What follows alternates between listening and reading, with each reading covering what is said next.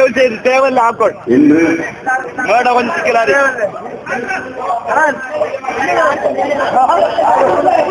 தேர்தலுக்கான பிரச்சாரத்தை நிறைவு செய்கின்ற நாள்.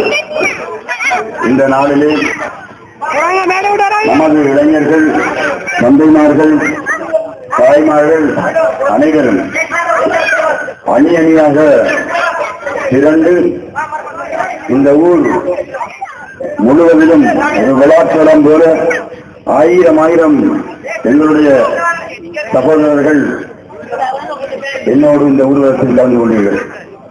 மிகவும் உணர்ச்சி வசப்பட்டிருந்தீர்கள். இந்த நாட்டிலே இருக்கின்ற அபாயகரமான சூழ்நிலைகளை சரியாக புரிந்து கொண்டு நமது இந்த போராட்டத்திலே உயிரையும் கொடுக்க தயார் என்று இது விலை கொடுத்து வாங்கிய கூட்டம் அல்ல, இது போராட்ட போராட்டத்தை கூட்டத்தை வழிநடத்துகின்ற பொறுப்பை அல்லாஹ் என்னுடைய தலையிலே சுமத்தி இருக்கும் வரைக்கும்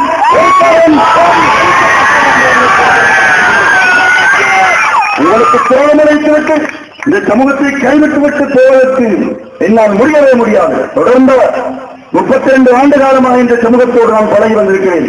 தொடர்ந்தும் நமது இந்த போராட்டத்திற்கு சரியாக இலக்கம் இந்த தயாரான ஒரு போராளியின்